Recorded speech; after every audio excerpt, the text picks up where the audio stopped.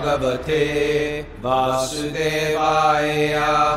Om Namo Bhagavate Vasudevaya. Om Namo Bhagavate Vasudevaya.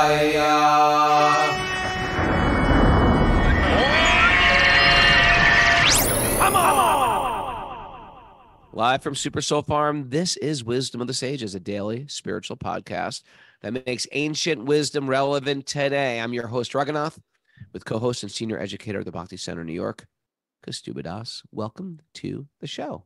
This is episode 1363, and a big welcome back to Miss Mara. We've retired Linda, who's on her walk today.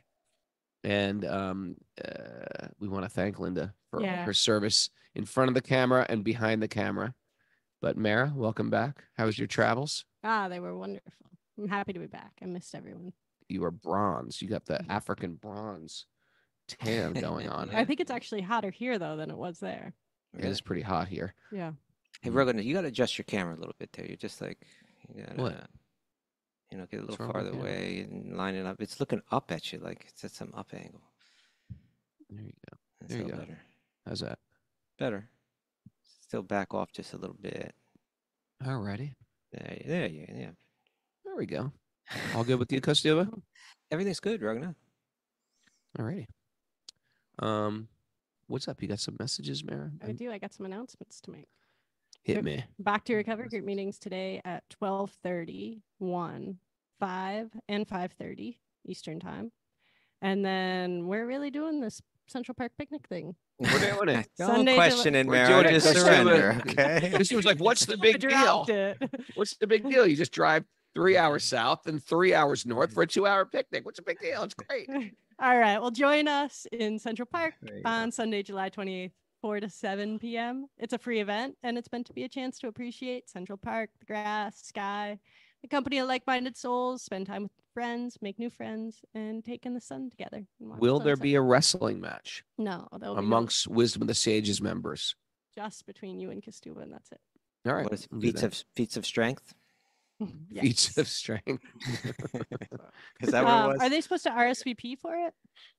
I saw you can find more info on that on the Bhakti Center website. You look for, it's called Bhakti Center Community Picnic. This is kind of a thing we used to do at the Bhakti Center all the time. We haven't done it since COVID. So Bhakti Center's bringing it back, but now they reached out and said, hey, why don't we merge the whole thing with bringing Wisdom of Sages people too? Because we did it a couple years back. Remember that? Where we met at it was great. Park. We had Let's have a picnic. What do you say? That's what we're going to do, have a picnic. It's kind of a potluck thing. But so on the Bhakti Center website, if you go to our website and find this post, which was posted yesterday, then it'll have a link to the Bhakti Center website. Otherwise, you go to bhakticenter.org and you find Community Picnic. It's on the homepage.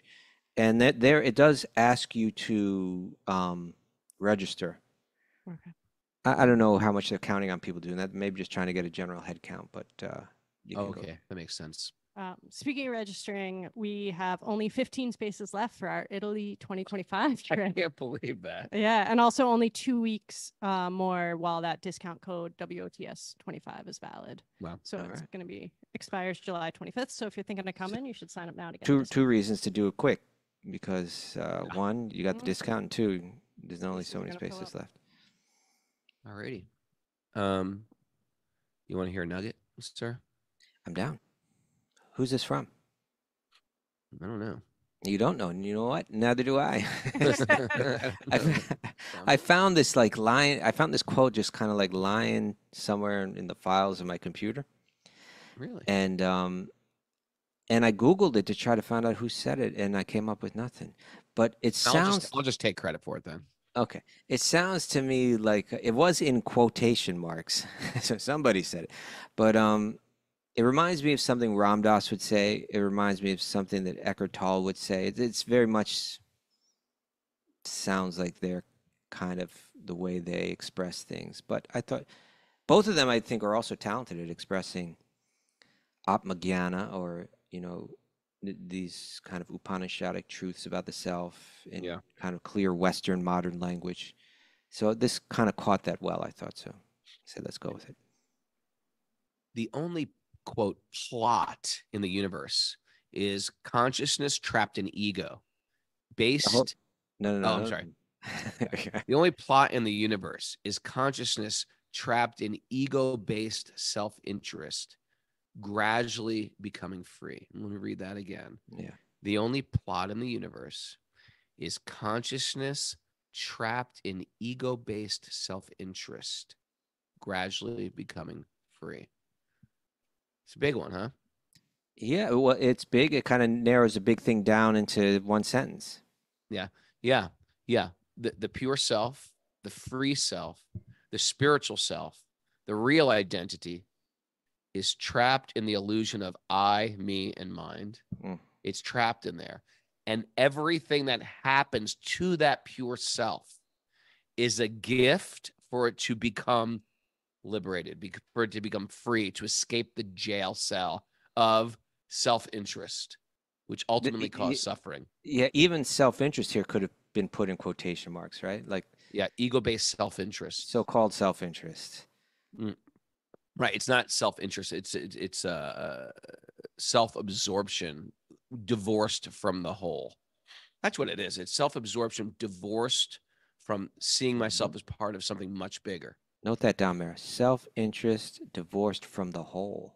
Right? You go into my car, you take out a spark plug, and you walk around with the spark plug. What is the significance of that spark plug separate from the whole?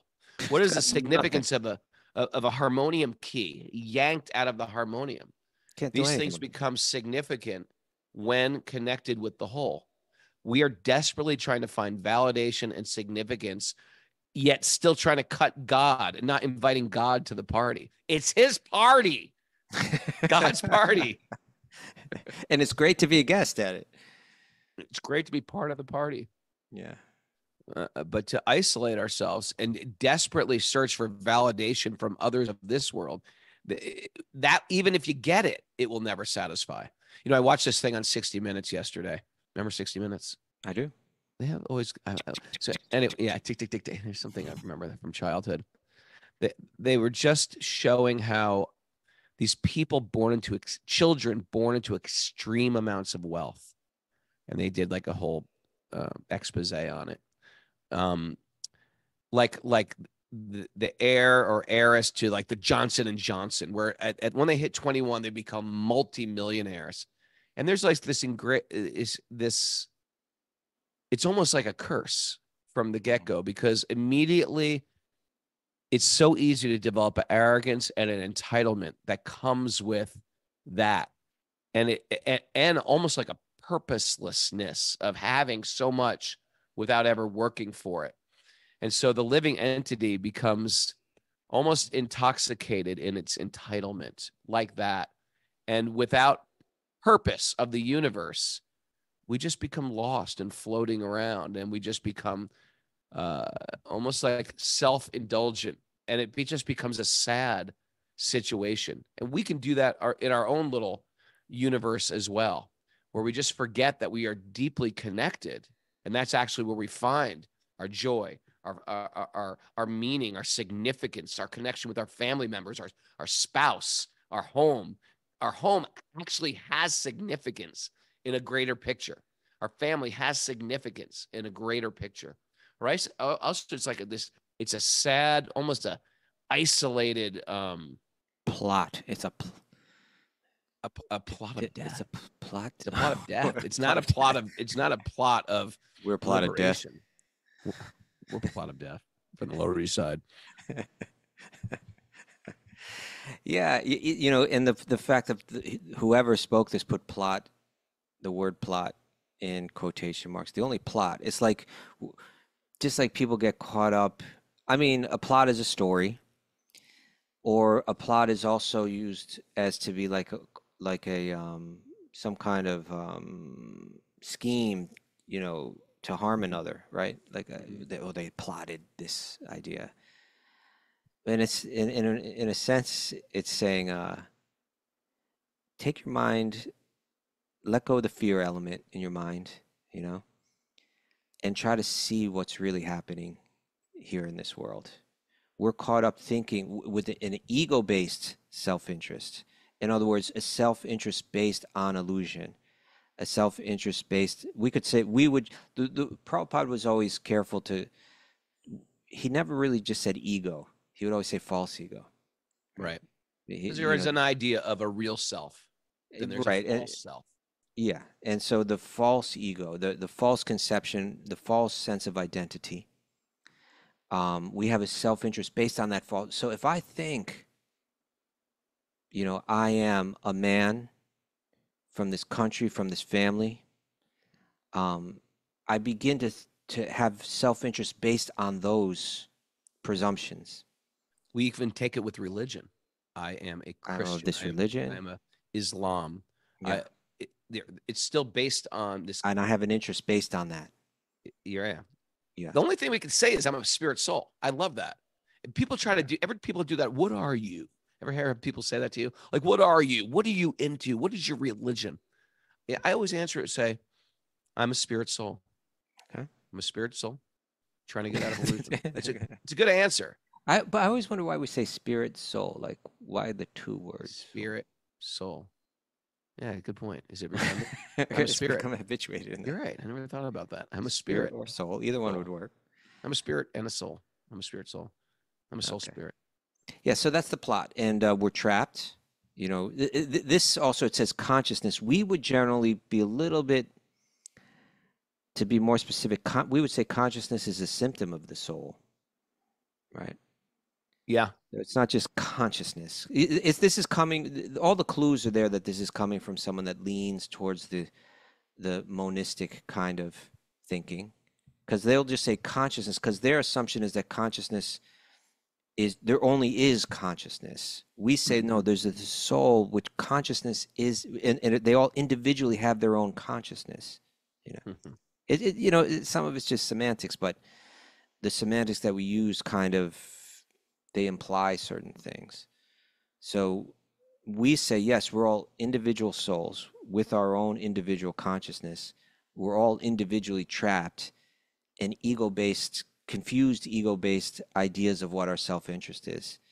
And the way that the world is coming at us and the karmic reactions that we're getting and the circumstances in our life are designed to help us become free of that entrapment. What a better way to look at what a better way to frame out the world instead of like, and then this happened to me. The plot. And there's a plot against me.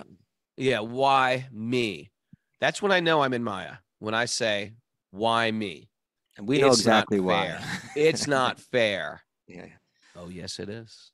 Oh, yes, it's very fair. Matter of fact, it's a blessing. It's a blessing. That being said, if I see you, here's a good thing to remember. Okay. Right. If I see you in pain, my mood should not be, yep, you're finally getting your karma, dude. Deal with it. No, my mood is complete compassion because Stuba's going through it. I'm so sorry. What could I do to help? And then when I'm ready to hear it. Well, then you can then. No. I don't have to say anything. I can just say that's so unfortunate. That's so unfortunate. I'm so sorry you're going through it, and I feel your pain. But on your side, you should be like, well, I've got some karma. Krishna's giving me some blessing. How can I find God's hand in this? When it comes to ourself, we can be like Queen Kunti. Oh, let this pain come again and again. Let this tragedy come again and again. It's a blessing. And oftentimes we do find our greatest blessings in our greatest tragedies often, if we're really introspective. But with other people, we should be very, very concerned about their pain and care for their pain because we were trying to develop compassion. There you go. Thank you, Rhoda. Hey, question for you, It's so adorable. Mara has the hiccups and she's trying to mask it, but she sounds like a little like guinea pig going. Little guinea pig. Hey, are you still using that camera where that kind of sits in the front of your screen, or did you stop using that? Yeah, we're not. You see, Raghunath, why we move forward because you're this is what it's like, Raghunath. It's like this. The whole thing is like you're talking. We have a really good camera. Oh, we have a good you camera. Never unpacked it. You're looking into it. I knew that happened. Mara wasn't here. I see. Mara wasn't here. I don't do things. That's it. All right. Mara, tomorrow you can handle that, right? All right. Yeah, I can Let's handle do that. I notice these things, Raghunath. Because I'm talking to you and you're like staring off into space, like Yeah, and I'm staring right so at your good. eyes, I but feel on so good on when you're another looking at me. screen up here. Yeah. Okay. So you think I'm spaced out? I'm deeply No, in no, no. meditation. I knew you weren't spaced out, but it's just the connection. I want to feel that connection, that eye to wanna eye. feel it? When I Eyes see you, are I'm gonna hold your hand. I don't want to Okay. hold hands, but a little eye to eye contact is good. Holding hands, okay.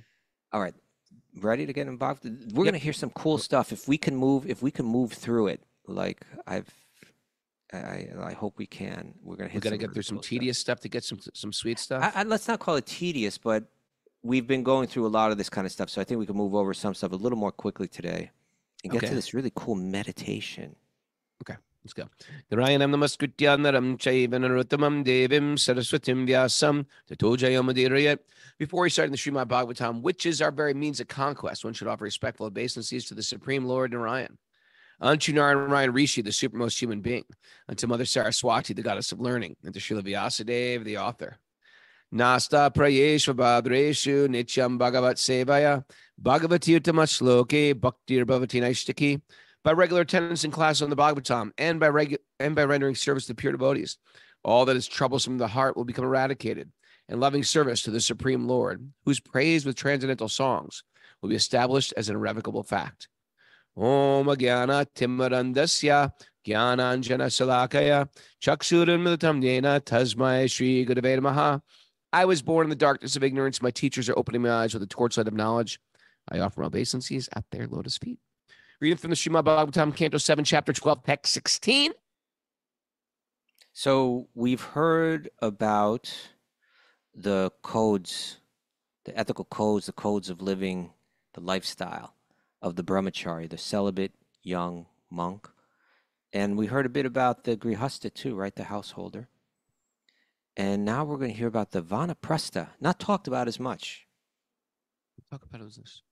Hmm? Nope. All right. In the what does vanaprastha mean? It means they're it's sort of retirement, but You could say retirement. With the vana, it means the forest. So it's like they're retiring to the forest. Yeah. Yeah, they get a little bit. When you have kids, things get a little complicated. You get stuff. Your house When you fills have up a house, with stuff. when you have a job, when you have kids, when you have sex, all those things. It fills up with stuff, and then it's sort of like the Maha garage sale where you're getting rid of everything. Okay, I'm not going to need these toys anymore. This, these clothes, or no one fits into these clothes anymore. You start to pare down. And in Vedic culture, it means vana. You pare down so much, you actually wandering through the forest. Maybe build a cottage in the forest. Maybe it's your simple life. Some people have like a lake cottage. It's like you're getting away from all the complications of life, and now you're getting back to the essence, which is, okay, I'm getting old. My kids are grown. I'm going to sit here and chant. Yeah, that's generally how I've heard it spoken about commonly. It's like, okay, husband and wife, they're no longer working in the world because the kids have grown up. They're taking care of the expenses. Husband and wife can spend more time practicing spirituality. They got all day for it now. They can go on pilgrimage together. They can do this. Description sounds more austere than practically any sannyas life I've ever heard of. What we're about to read is like really austere. The next chapter is all about sannyas life, about the fourth stage of life where you just wander off. And it seems to me like the difference, and I got to go back and read that whole chapter, but it seems like the vanaprastha is extremely austere, but in one place. And the sannyasi then just wanders, just like never stays in the same place, just keeps moving always like that. But let's read, we hear different descriptions, like even sannyas, we hear like there's four stages. In the first one, there's the Kshetra sannyas, which stays in one place. Yeah, there's the Paravarjakacharya who wanders around. The Bahudaka. There's one of them. Ducks. Like the first stage is just like you kind of just go like a little bit far away from the home, and like the kids bring you meals every day, things like that. Yeah, I like that sannyas. I'm gonna go away from home. Udi, can you make me a bowl of cereal and bring it over to my little cottage? All right, but this description, why don't we read through it relatively quickly, is like a real austere idea of vanaprastha. Okay. By practicing in this way, whether one be in the brahmacharya ashram, grihastha ashram, vanaprastha ashram, or sannyasa ashram, one must always realize the all-pervading presence of the Supreme Lord. For in this way, it is possible to understand the absolute truth. Okay, and we read about that verse yesterday where it really kind of hit that the whole point to all of these extreme austerities and ethical codes and strict codes of living was to facilitate this vision, this idea, this insight, this ability to be able to recognize, see God everywhere all the time. They weren't just religious rules for the sake of not committing sin. They weren't just purposeless austerities just meant to make our life miserable, but they were designed with a very specific purpose, designed to facilitate this deeper insight into life, this deeper vision of being able to see God everywhere. So this verse is kind of expanding on that, saying, yeah, all of these different ashramas, the 4 different stages of life. We can even go back and say the 4 different occupations that we spoke about in the previous chapter. All of the apparently rigid lifestyle codes in them were designed to facilitate this deeper understanding about life. Okay, it seems like oh, you're back. Okay, good. I'm back. Where are you at? There you are. Look around now. You're not welcome anymore. Okay. Okay. Text 17. A person in Vanaprost life. 17. O king, I shall not describe to you the qualifications for Vanaprost, one who is retired from family life. By rigidly following the rules and regulations for Vanaprost, one can easily be elevated to the upper planetary systems known as Maharloka. Okay. A person in Vanaprost life should... Interesting, right? You live this lifestyle, it's like even on the material level, it's gonna you're gonna advance. Okay. A person in Vanaprost life should not eat grains grown by the tilling fields. Okay. He should also not eat grains that have grown without tilling of the field, but are not fully ripe. Nor should a Vanaprost eat grains cooked in fire. Indeed, he should eat only fruit ripened by sunshine. There you go. You got to be a raw foodist. Okay. Ripened by. Okay. So basically really simplifying your lifestyle. Yep. Big time. Okay. A Vanaprost should prepare cakes. Oh, good. That sounds fun. Okay. We're just life grains, just got a but you can little eat bit all sweeter. the cake you want. Life just got a little bit sweeter. He should prepare frosting. A Vanaprost should prepare cakes to be offered in sacrifice from fruits and grains grown naturally in the forest. It's like make your own Lara bars. When he obtains some new grains, he should give up his old stock of grains. I thought he couldn't eat grains. Anyway. Yeah. Well, I guess here it's saying that you can mix them with the fruits. Okay. Yeah. A Vanaprost should prepare a thatched cottage. This is one of my goals of life. I want to make a thatched cottage and live in a thatched cottage. I lived in a thatched cottage for a month once. Where? In Maipur. In a thatched cottage? Mm-hmm. Nice. You know, in the Gurukula. Oh, really? Okay. Yeah, it's a special way to live. Yeah. Cow dung floor, thatched cottage. Yeah, I've stayed in them, but I've never lived for a month in them. Yeah. A Vanaprost should prepare a thatched cottage or take shelter of a cave. I'd like to do that too. In a mountain, only to keep the sacred fire. But he should personally practice enduring snowfall, wind, rain, and the shining of the sun. So in other words, you should have a little space, a little shelter, but that's only for performing your rituals. Otherwise, you should be enduring snow, wind, fire, and rain. Yeah. And the sun. Basically, we should live a life outdoors. Outdoorsman. Like everything else, like everybody else. Every other animals out there. We do things special. We're like, I'm grounding now. I've taken off my shoes and socks. Yeah, you're walking around barefoot like every other beast on this land does. Okay. You're not some special guy. Everybody does this. The dogs are doing this every day. Being very thoughtful. Vanaprost. 21. The Vanaprost should wear matted locks of hair. Okay. On his head and let his body hair, nails, and mustache grow. There you go. Maybe I'm starting off my Vanaprost right now. He should not cleanse his body of dirt. Okay. He should keep a water pot, a deer skin, and a rod. Wear the bark of tree as a covering. I was thinking more of those really soft T-shirts. No, bark of tree. You know, it kills me because this is always mentioned in so many different places, wearing the bark of tree. And at one point in my life, I knew exactly what it was. It's not what we immediately picture in our head. It's some kind of softer, fibrous kind of thing, but I forget. Would bamboo? Someone maybe even cloth. showed it to me or something like that. Yeah, I know what you mean. It's not like I picture a big hunk Chunky. of oak bark, Yeah. huge, like 4 feet over, like, and then you wear it like people wear those sandwich signs to advertise exactly. in the 1930s. That's what I'm picturing. It's not like people. that. It's not Okay. like that. It's a little bit more form fitting. I wonder if it means like it's actually like a textile or like a form of cloth made out of tree bark or something like that. I'm probably not. I forget. I just forget. Yeah. Sorry, people. Okay. Being very thoughtful. Ivana, so let's just get a picture in our mind of what these people look like. Heavy dreadlocks, long mustache, Fingernails. long fingernails. They're covered in dirt. They're walking around in a deer skin. Those look a little crazy by our standards. Well, holding nothing in their hands except a rod. He cracked. A water pot. Right? Like he finally cracked. He lost it. Okay. All right. Being very thoughtful.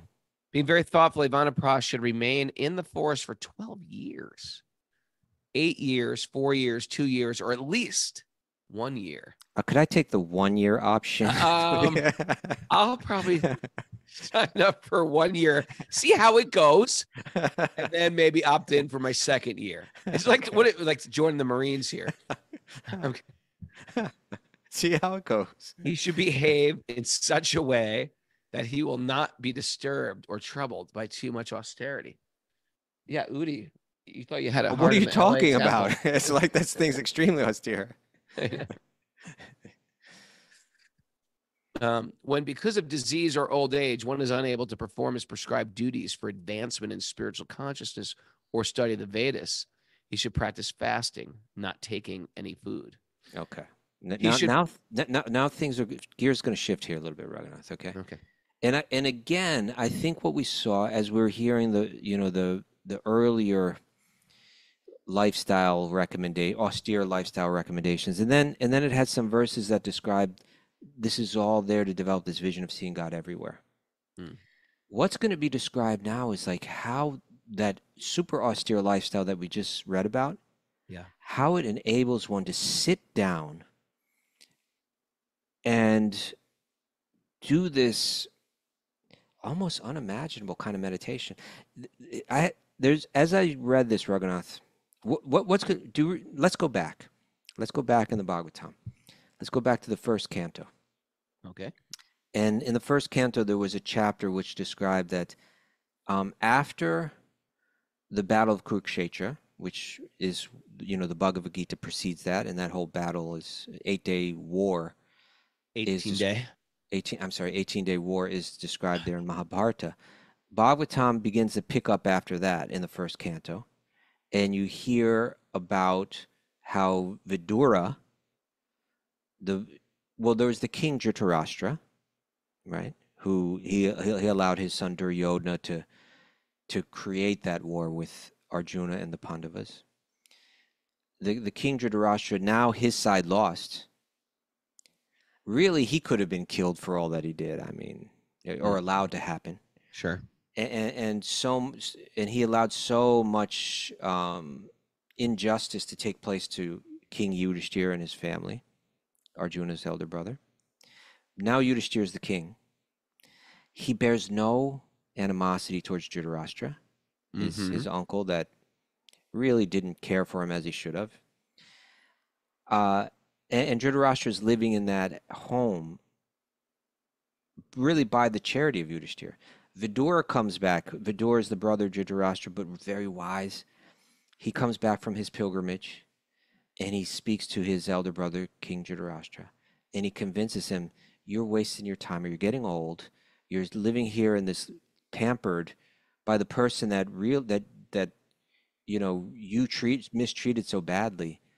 Your teeth are getting loose. You're beginning to, right? Remember the whole One of list my of favorite things. verses. Your teeth are coming out, your skin's wrinkling, your Okay. eyebrows are drooping, your Yeah. hearing So is bad, you're walking with a limp. It goes on and on. it's okay. You're hunchback. You're Badura is just like cutting into him. yeah, you're prostrate as a mess. You Okay. got to get a colonoscopy. Okay. So he convinces him, this is the time in life where you leave the luxuries of home, you go out into the forest, you practice meditation, you prepare for death. And then we hear about how Dhritarashtra becomes this very advanced Ashtanga yogi. And he begins to separate all of the different elements from his body by sitting in one place, and through some kind of yogic meditation, he was able to separate all the elements of his body and ignite his whole body in the fire that's within the body, and kind of like free himself. Now, we hear a very similar description here, but it sounds to me like, if I understand this properly, what's being described is this is being done more in the mind. That in the mind, one releases all the different elements of both the tangible body and the subtle body. And then they take sannyas in the next chapter. In other words, once you it's like a mental exercise, a meditation that one would do where they really deeply, when I say deeply, I mean like when you grind something finer and finer and finer and finer, right? It's not just that you have to realize theoretically that you're not your body, but internally you have to separate yourself from all the elements that make up your body, so that you kind of stand alone as soul, as the spirit, with a real sense of detachment, a real sense of separateness from your own body and mind. You develop that experience through this type of meditation. That's what's going to be described now. So all that austerity was leading somewhere to the ability to that on this very deep level, you realize your separateness from the body and the mind. So we begin to hear about that now. Text 24. He should properly place the fire element in his own self, and in this way give up bodily affinity, right? By which one thinks the body to be oneself or one's own. Isn't that an interesting concept? This isn't even my body. I don't even own this body. No, it's a combination of elements that have come together just for a moment. Not only do we not own our house, our stuff, we don't own our children, we don't even own our face or our arms. They're just loaned to us also. It's really interesting that you said that. Like, imagine that you went like on a vacation and someone loaned you the what do you stay in, the room that you're staying in, right? Cottage. The cottage or something Cottage. like that. Yeah. And then a whole list of people came forward and also lent you, oh, while you're staying here, please use my pots and pans. I want to leave them here for you. Oh, while you're staying here, my surfboard is here and you can use it to go, I'm going to leave that here for you. Right. And, oh, you're going to need a car while you're here. Please borrow mine while you're here. And then after the time comes for you to depart, you would return all of those things to their rightful owners. What we're going to hear about here in the next few verses is how all of these elements, even the mind, the intelligence, the ego, everything has been given to us by the Devas, by the gods, right? The body that we move in is a temporary house that we're staying in. It's got a number of facilities within it that are all provided by different personified elements of nature, the Devas. And so this is saying that the yogi is kind of not just waiting for the moment where the element of time or death separates them from those things in a rough way, but they're actually very intentionally turning those things over, at least in the mind and heart, very consciously through a process of meditation. Prabhupada writes this in the commentary to this text 24. he writes, one shouldn't, and here he kind of, this is why I think it's not exactly like Dhritarashtra, who actually physically did this and lit himself on fire and just all the elements were gone. I think here Prabhupada's equating this kind of yogic dissolution and this kind of, and also the Jnanic idea of merging into Brahman. He's kind of equating them with having perfect knowledge, with the perfect understanding that I am not this body, that I am Brahman, that I am spirit. So Prabhupada writes, one should know perfectly well that the material body is nothing but a combination of the 5 elements, earth, water, fire, air, ether. This knowledge constitutes merging, this knowledge, just knowing this, truly knowing it, this knowledge constitutes merging of the material body and the 5 elements. In other words, when you really know this, it's like practically you've taken the elements of your body and you merge them back into nature. You're no longer feeling a sense of identity with them. You've given them all back. Right? Merging into Brahman in perfect knowledge. Generally, when we hear about that, we think of like after death, one has merged into this spiritual energy. But Prabhupada equates it more with the perfect understanding. He says merging into Brahman in perfect knowledge means understanding perfectly that one is not the body but a spirit soul. And that was practiced by this Vanaprastha through this type of guided meditation. Okay. A sober, self-realized person who has full knowledge. Did you read the whole text 24? One should gradually merge the material body into the 5 why elements. Why don't you just start with 24 again? He should properly place the fire element in his own self, and in this way give up bodily affinity, by which one thinks the body to be oneself or one's own. One should gradually merge the material body into the 5 elements: earth, water, fire, air, and sky. Okay. A sober, self-realized person who has full knowledge should merge the various parts of the body in their original sources. The holes in the body are caused by the sky. The process of breathing is caused by the air. The heat of the body is caused by fire. The heat of the body is caused by fire and semen, blood, and mucus. Fire, semen, blood. No. It's like this. Semen, blood, mucus are caused by water. There you go. The hard substances like skin, muscle, and bone are caused by earth. And in this way, all the constituents of the body are caused by various elements, and they should be merged again into those elements. Okay. Very interesting. And so text 24 and 25 dealt with the merging of what Prabhupada calls the gross body. I think we could call it like the tangible body. Yeah. You know, the body that you can touch, right? The earth, water, fire, air, ether, they all make up these are the elements that make up the body. Through meditation, you merge all of those elements back into their original sources. Now, text 26 through 28 will have to do with the merging of the subtle body, the mind, the intelligence, the ego, the subconscious mind, merging them all back into nature. And here it's said by handing them over to the demigods that are the ones that gave them to you in the first place, right? Provided them for you in the first place. Text 26 through 28. Through 28. Thereafter, the object of speech, along with the sense of speech, the tongue, should be bestowed upon fire.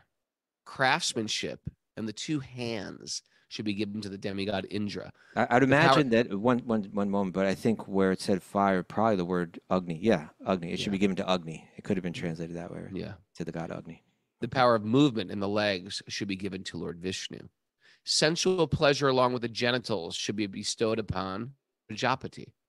The rectum, with the power of evacuation, should be bestowed in its proper place unto Mrityu, the god of death. The god of death. The oral instrument. What? Why does the rectum go to death? I don't know. I didn't find anything in the commentaries. Okay. I mean, like the Prajapati one was easy enough to understand. Yeah.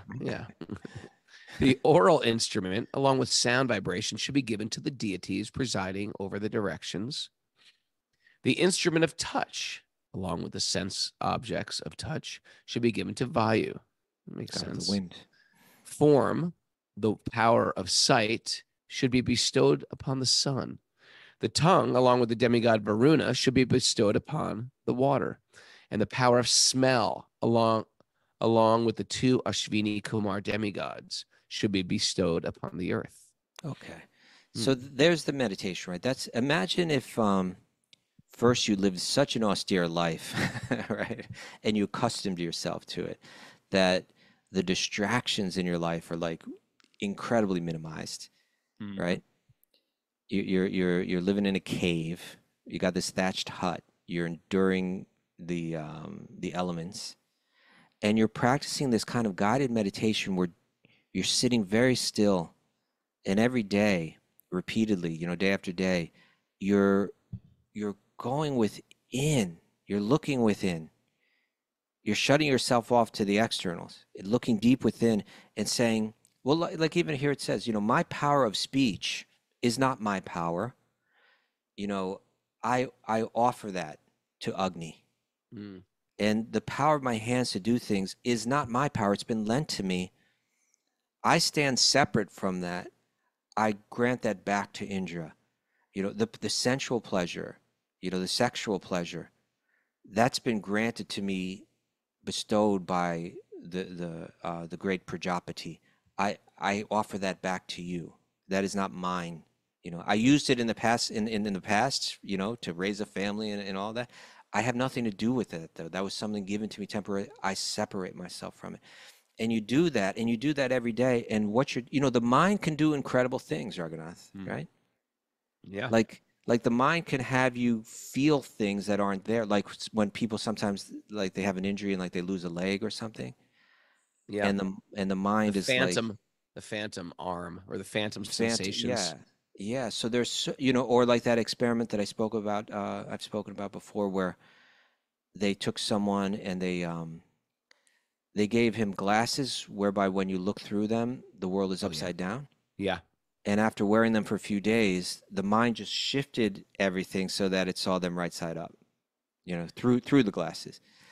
And so here's a way where you're like very intentionally getting the mind to a place where it releases all of its attachment and identification with the body. And so you've cultivated this understanding in such a deep way that you really intensely feel it. And when you got that, then you become the sannyasi. Then you just like wander, and your ability to keep your mind focused on spirit and not become distracted by anything on the bodily level now is going really strong, you know. Trying to figure out how this works practically. What do you mean? It makes it sound like, okay, I'm going to retire. I'm going to perform all these austerities, and then I'm going to wander. It's like I'm looking at my mom. I'm thinking she can't wander. Well, generally, the You know, she women can't would even not walk out do the it. door. The men, she's the men just- would do it. It's not like men have developed superpowers in their old age. You know, it's like once you get to a certain age, it's like, how do you wander? When you just look at even Indian people now, they're like, so many of them are so much tougher than They are a us. little tougher, but we spend our life like pampered dogs. We've lost all our wolfness, you know. I mean, my mom's pretty good. She is 98 and she still moves around by herself. But you do see these women in India that are like bent over like an upside down L, and they're walking with the stick, and they're just moving climbing through up the a hill, world. climbing up the we've steps to become really Tirupati soft like a and machine. That being said, you know, our process is a little different. Our process is different than this, but there's an essence in it that's the same. Yeah. Yeah. But there probably has to be certain austerities we have to fully embrace. And certain ones, like from these old traditions, you know, I don't think like me, I'm looking at the message board, Lori Pag and Martine, we don't have to move to a cave necessarily, do we? In one sense you do, right? Okay, But Lori not Pag, necessarily Martine, you ready? We're going to a cave. And the chief is the chef, okay? I don't think you're supposed to go with the whole crew, are you? Yeah, that's I get true. lonely. I get lonely. Go with a posse. In Kali Yuga, you can move into a cave with others. Okay. Okay. But how was breakfast with the girls yesterday, Raghu? What girls? Lolita, your mother's friends, Lolita. It was good. It was good. It's like they eat like crap. She lives in this super expensive building, and it's like they give you terrible processed food. Mom's like, "Do you want Raisin Bran for breakfast?" I was like, "They're feeding you guys Raisin Bran for the money you pay living here." It's like unbelievable. And then there was another meal. She's like, "Yeah, and at noon we have a little get together, and they let us pet dogs and things like that." And I was like, "Well, what are they serving?" Hey, they give some snacks. I go down there, they're giving out super duper sweet lemonade. I mean, enough to put my body in shock, you know. Or Shasta Cola. I didn't even know they made Shasta Cola anymore, but I was like, they're giving this to the elderly? What the hell is going on here? Do I have to like oversee everything? Let me talk to the manager. I mean, geez. All right. Anyway. Okay. I didn't know you were going to rant. Was that a rant? Anyway, Well, breakfast was, when you get these old people together, you just sit there and you ask them questions. Okay. One lady escaped Hungarian communism. It's like an incredible story. Another lady lived in Levittown, Long Island. What about Lolita? Lolita is, she's a sadhu. She's a sadhu who's mixed with all these Western women. See, someone like Lolita belongs to be just dropped off in, Rajasthan. And you're afraid to take her over to the Bhakti Center right now. She should be living in a cave right now. You could take her to the Bhakti Center. That's called human trafficking. When you me. start stealing old people. I'm not saying that's where their children, their adult children who are like lawyers get involved. I'm just saying. What did you do with my mother? Where did you take my mother? Do you know she's 90 years old? Yeah, we took her to the temple. Oh, I guess that's what we're supposed to be doing. Thank you.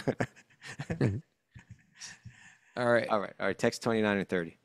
All right. This is our last one. Let's get this. No, three more verses, and we're done with the chat. All right.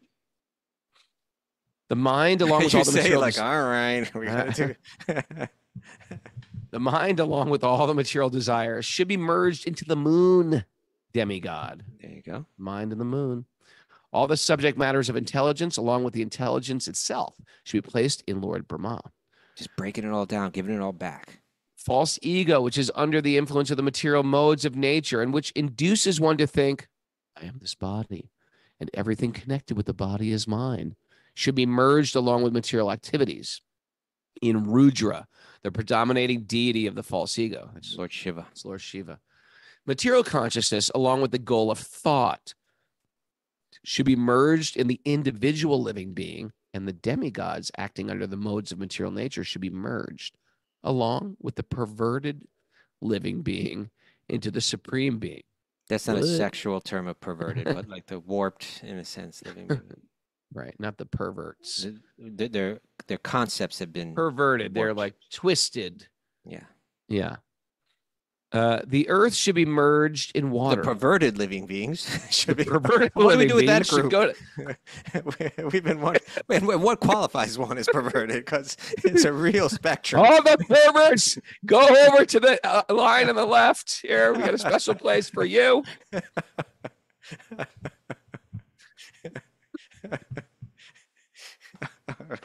Yeah, I like the classical version of pervert. Like the classical version of gay. I like that too.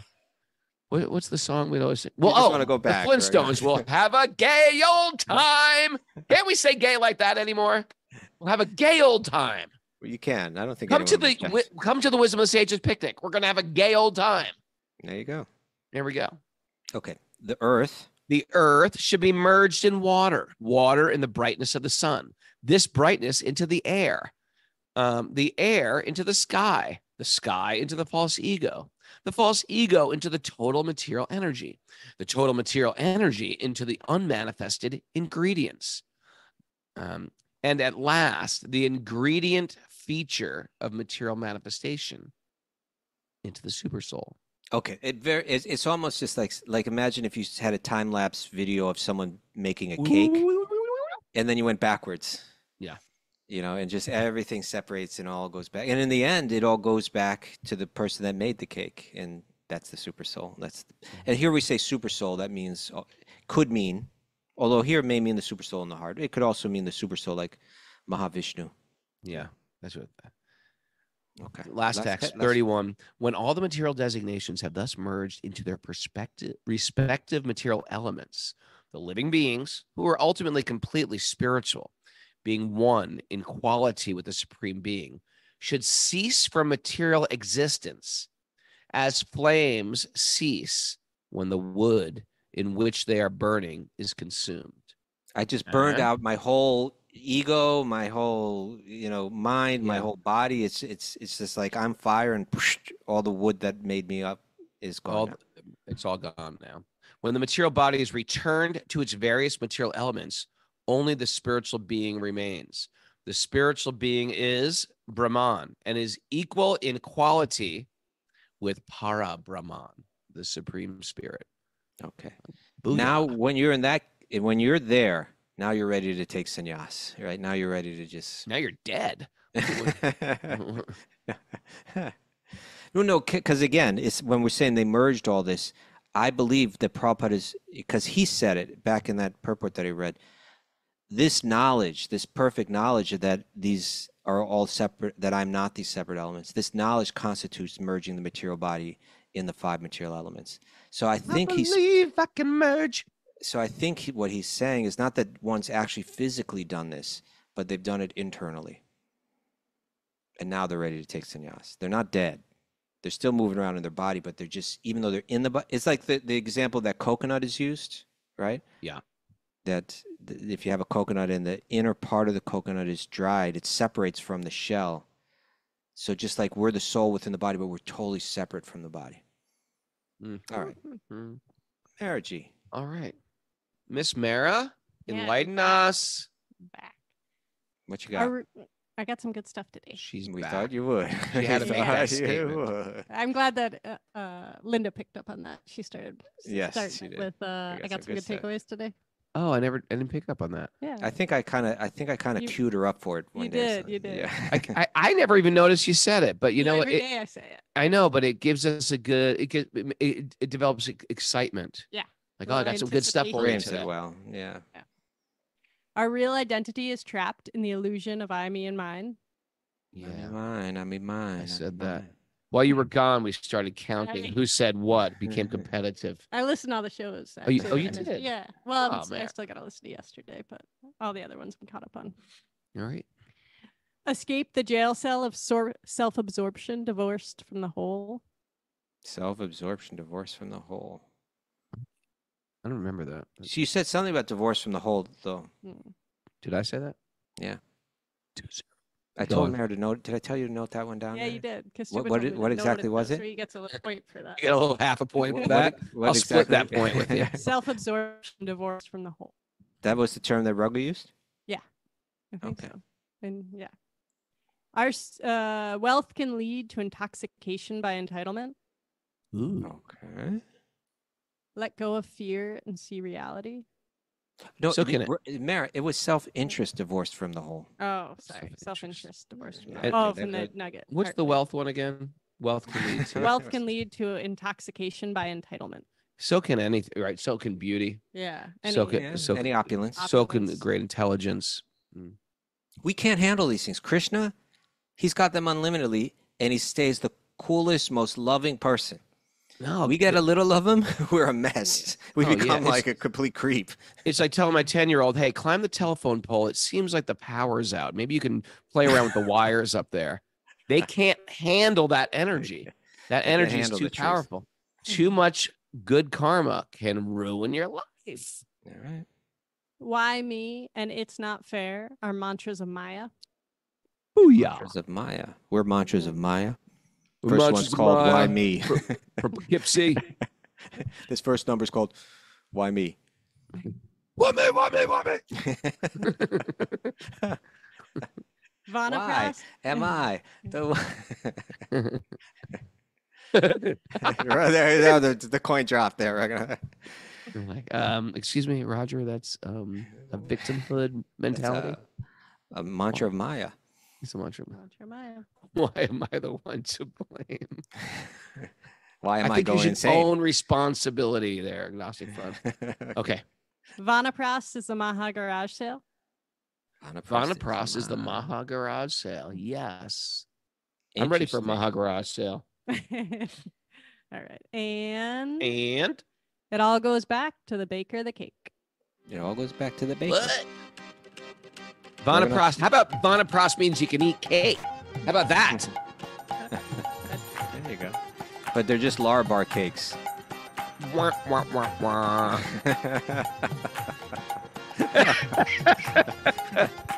Thanks for joining us, everybody. Hey, thanks to all the yoga studios.